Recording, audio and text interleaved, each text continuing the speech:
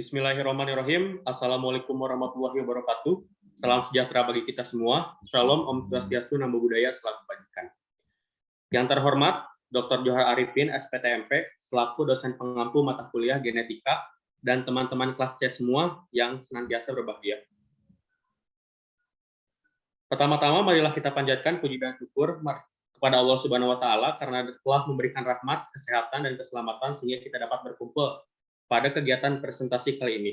Adapun topik yang akan kami bahas adalah implementasi genetika dalam dunia peternakan, yaitu rekayasa genetika pada ternak. Sebelum kita memulai presentasi, izinkan saya untuk memperkenalkan terlebih dahulu anggota kelompok dari kelompok 10.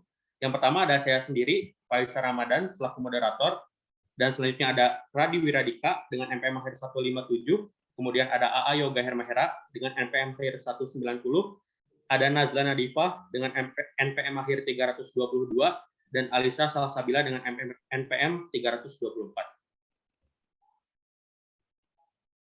Baik, untuk memulai presentasi kita pada hari ini akan dibuka dengan pengertian dari apa itu rekayasa genetika.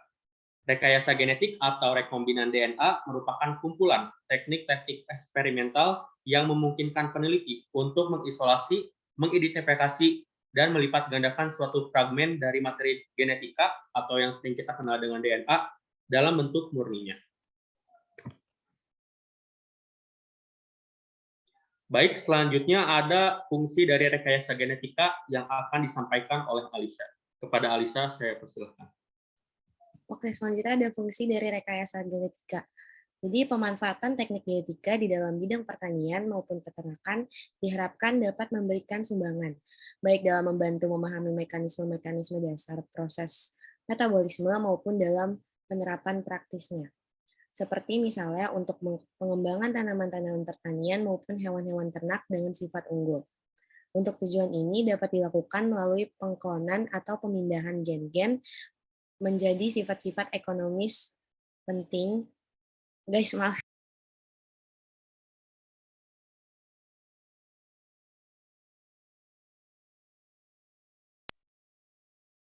Selanjutnya ada fungsi dari rekayasa genetika.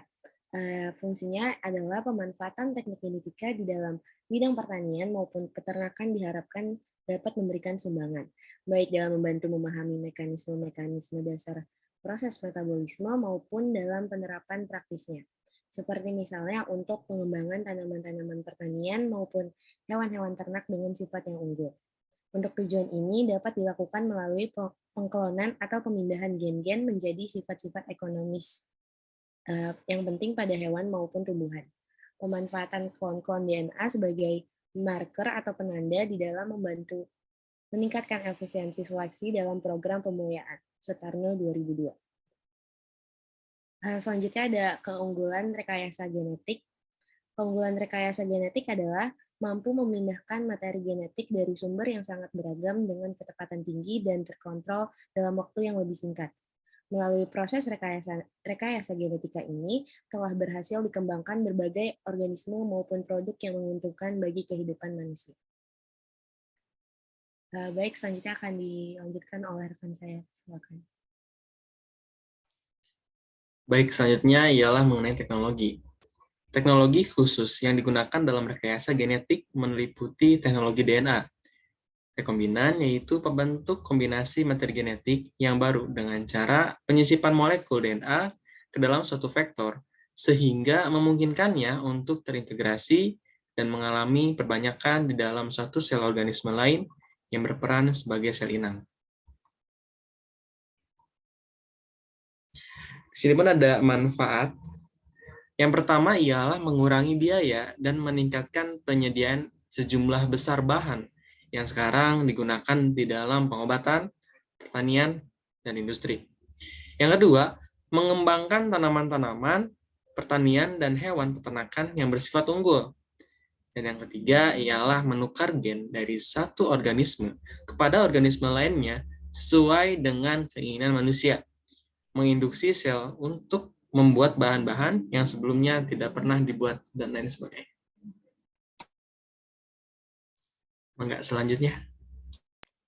Baik, selanjutnya ada contoh pemanfaatan rekayasa genetika. Nah, salah satunya yaitu pemanfaatan hormon BST atau bovine somatotropin hormon. Nah, hormon BST ini merupakan hormon pertumbuhan hewan yang didapatkan melalui teknik yang pertama, plasmid bakteri E. coli dipotong dengan enzim endonuklease, lalu gen somatotropin sapi diisolasi dari sel sapi, lalu gen somatotropin juga disisipkan ke plasmid bakteri.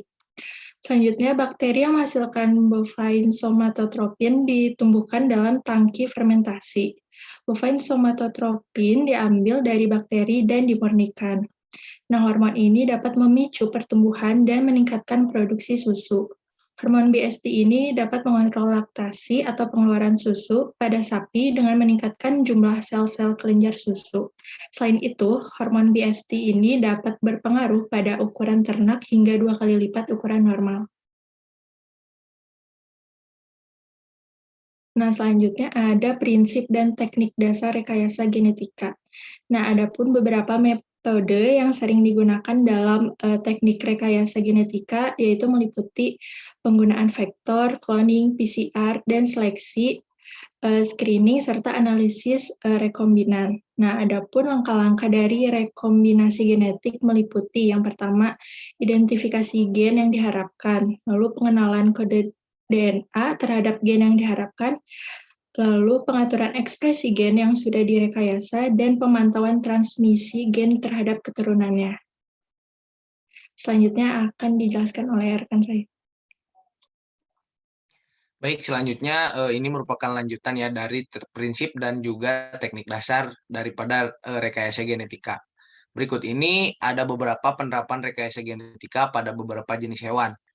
Unsur-unsur yang esensial diperlukan dalam cloning DNA adalah satu, enzim retraksi atau enzim pemotong DNA, kemudian dua, ada cloning vektor atau pembawa, kemudian yang ketiga, ada enzim ligase yang berfungsi menyambung rantai DNA.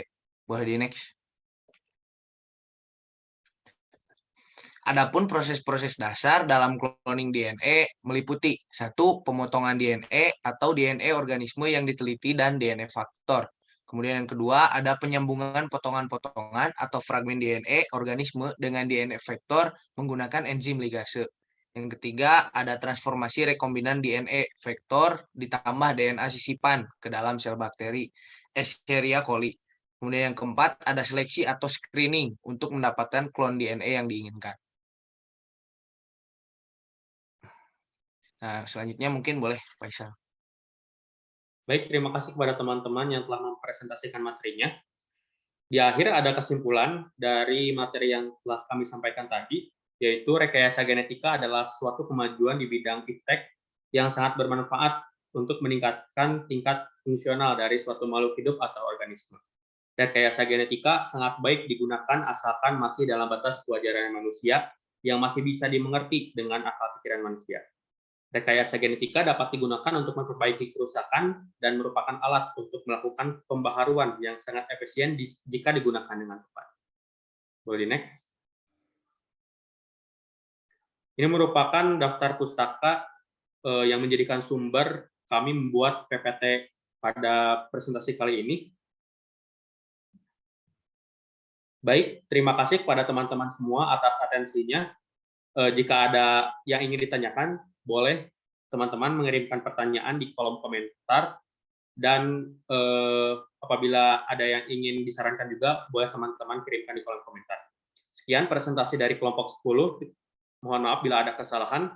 Wassalamualaikum warahmatullahi wabarakatuh.